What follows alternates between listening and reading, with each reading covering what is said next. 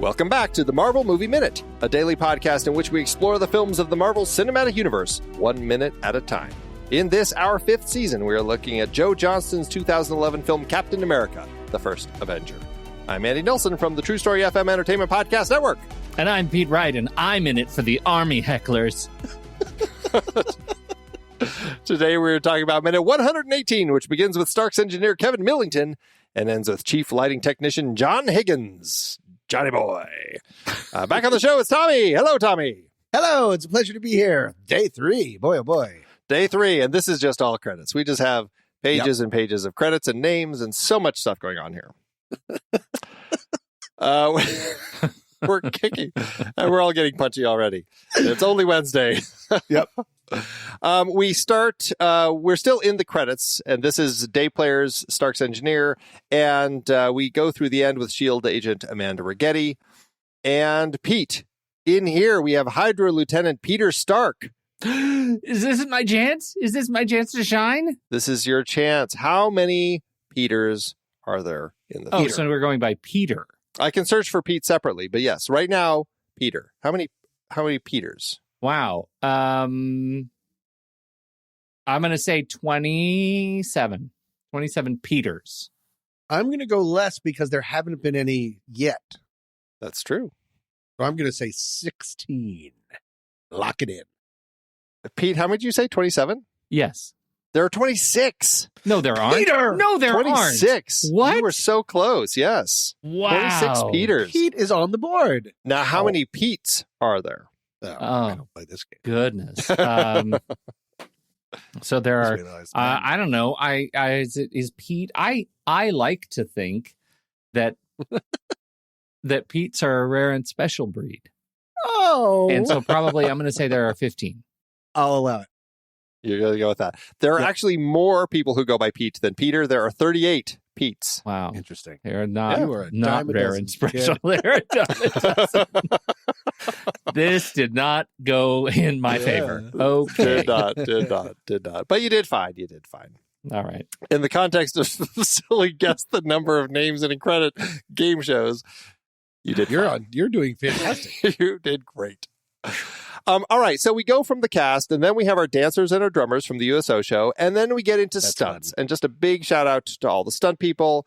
And Tommy, I believe you wanted to talk a little bit about stunts. Yes, if I can have the floor.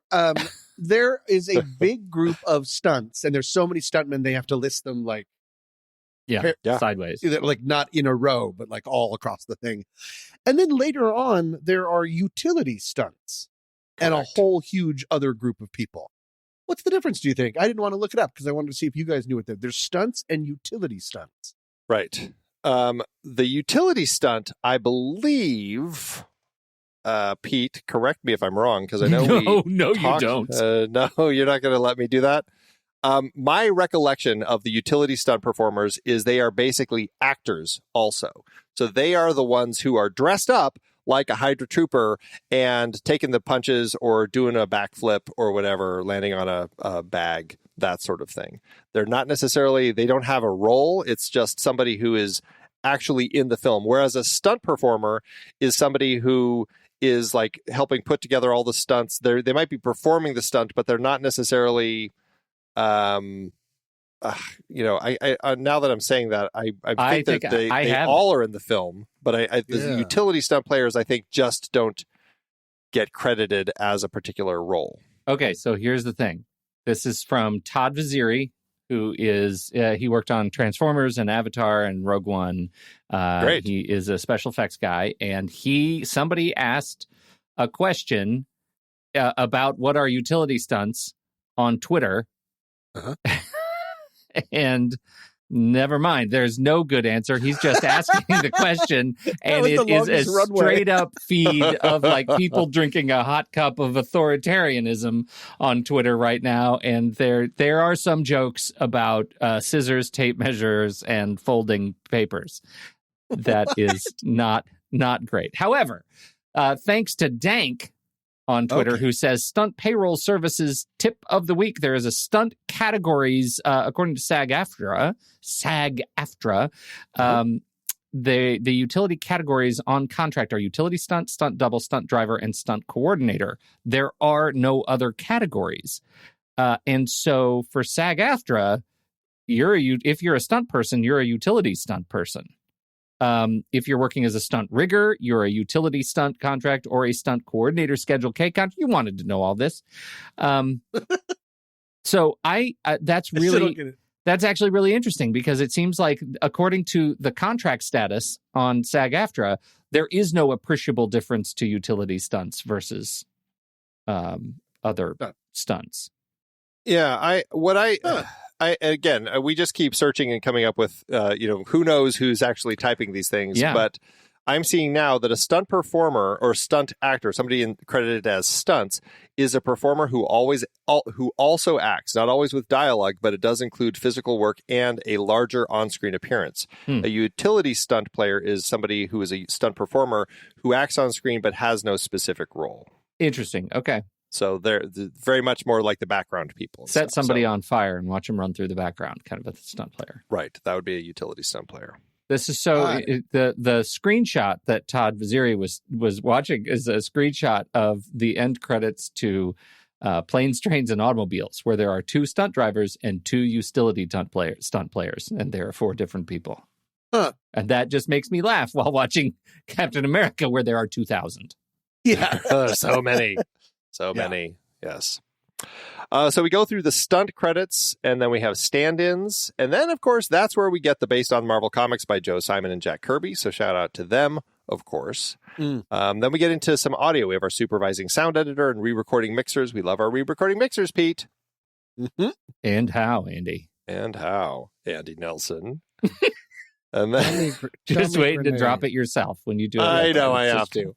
Kind of gross. Then we jump into arts direction, the camera team, script supervising team, post-production team, additional visual effects team, stereo production team, because everybody was making 3D adaptations at this point in time. Then we have our on-set sound mixing team, prop team, prosthetics team, production coordination team, financial team, AD team, and video playback team. That's who we're kind of looking at here. A call out. Oh. The standby propman, Matthew Broderick. Strangely enough, full relation. I would love to think that was Matthew Broderick. It's like, what? I want to dabble in props for a little while. Yeah. So fun. I was also looking for nicknames. I was so used to the previous films that we talked about, Pete, where there were just nicknames up the wazoo. So many people had nicknames, and very few in the credits here. In this minute of credits, there's only one person, and it is stunts rigger Leonard Woodcock, whose nicknime is Lenny. Can we guess? Oops. Lenny. Oh, sure. I should have let you Woody? guess. That's okay. I would have guessed Woody, so I'm glad. I would have been mortified. I would have been so upset. I know you would have. Yeah. That's so funny. I mean, he could go any way he wants. Lenny, Woody, Cocky. He could be anything. He could. So many options. Yeah. He picks Leroy. We just call him Steve. Yeah. All right. The people who use 3 names or an initial for the middle name, the USO dancer Stephanie Jane Thompson, Peggy's stunt double Kelly J. Dent. That's a good name for somebody who does stunts. Yep. Dent. Took me a minute. We also bar joke, but I laughed. Hey, I'm here for it. Stunts also Freddie Joe Farnsworth, Bobby Holland Hanton, Andy J. Smart, Tony Van Silva, and Donna C. Williams. We also have modeler Paul Anthony Knight and Richard St. Clair, and then accounting assistant Kay Reza. I'm not sure how to say your name, Kay. I'm sorry. And then some hyphenates and abbreviations. We have Stevie Jean McGuire and fight coordinator C.C. Smith. And then for stunts, men's Santa Tamaklo, art director Jason Knox Johnston, prop maker Jamie Jackson Moore, accountant clerk Tamsin Lloyd James. And then just another person who has a fitting name for stunts, Nick Chopping. Wait, wasn't C.C. Smith the guitar player for the SNL band? It's C.C. Smith, F.F. Smith. Gross. I'm calling no him disrespect to your people, but Smiff? Smiff. Yeah. We come from a long line of Smiffs. Shut up. Who cares about your weird Smiff history? You better watch out. CC is a fight Smiffs. coordinator. Yeah, right. That's a good point. Smiffy's going to come for you. Lest I really we forget. should have picked on the modeler instead. All right. Well, that's everything I had for this minute. We're hitting the point where we're getting thin on just credits talk, but. Did you happen to come up with do we have yet the stats on the longest name in the credits versus the shortest name? I should have been watching for that. I don't have those stats. Yeah, all right. Well, I might have to do this because I think Daphne Apollonius Ackerson might have a run for the longest name.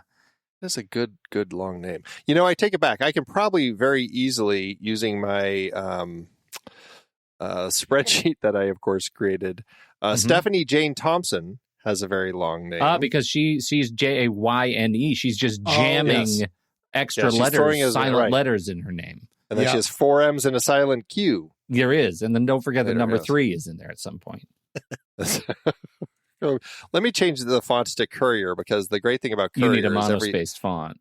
Right, exactly. So let's see if Stephanie Jane Thompson. Nope, she does not have the longest name. Tommy, I know you're here for this stuff. Who does then? Who does?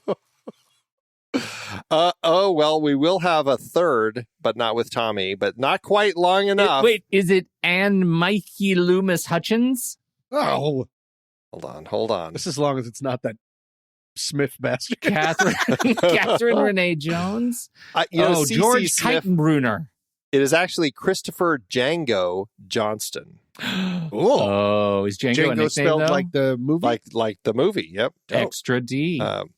He is the lead match move artist at Frame Store, one of the visual effects companies. Yeah. So fascinating. Longest name in the credits. There you go. Do you think he knows it? Do you think that's why he wanted to get in cinema? Yeah. He hates film. He does. I have to go back to, I dropped Todd Vaziri, and I didn't do his big 4, but also we will be talking about Todd Vaziri maybe in the credits run of our next movie, because he is actually on Avengers. But his big 4 are Transformers, Rogue One, Avatar, and Iron Man 2. We've already talked about his good work on Look at that. This movie. He's got a hell of a CV. What was his job again? At ILM. He's a compositor, digital artist, roto, like he's done everything. Compositing supervisor for Above and Beyond, lead artist for Tomorrowland. Oh, this is a favorite. Compositing supervisor at Terminator Genesis. And he worked loves that one. Oh, he worked on Ragnarok and Love and Thunder. He was compositing supervisor for Love and Thunder. Yeah. And lead artist for Obi-Wan Kenobi. So big Marvel guy, Todd Vaziri. We might be able to, he's a neat guy. We should reach out to him. He should come on the show. I've heard him do podcast stuff. I bet he will love being on it. Let's make sure he's on when his name is credited. He'll be on for a credits. The credits. Todd Vaziri and Tom Metz. Together, all of us. Can I dynamic just do duo. My famous character work and come on as Todd Vaziri or whatever his name is? It's just me in a hat. Oh, man. All right. Well, Tommy, tell everybody about your movie. I made a movie. It's long. It's called 30 Nights of Sex to Save Your Marriage. You can see it on Tubi, Tubi. I hope you enjoy it.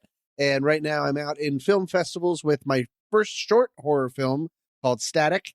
It is short and it's going well so far. But people can't see that yet, right? You haven't put that anywhere?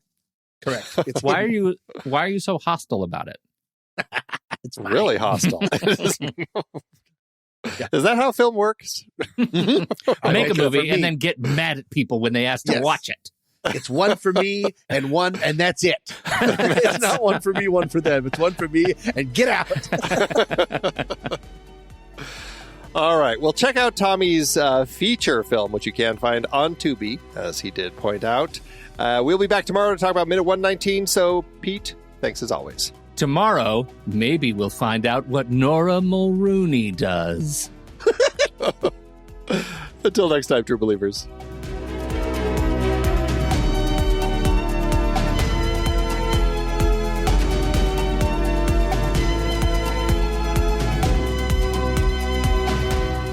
Marvel Movie Minute is a production of True Story FM. Engineering by Andy Nelson. This season's music is Spread the News by Anthony Vega, and this season's show art is by Winston Yabo. Find the show at truestory.fm, and if your podcast app allows ratings and reviews, consider doing that for this show.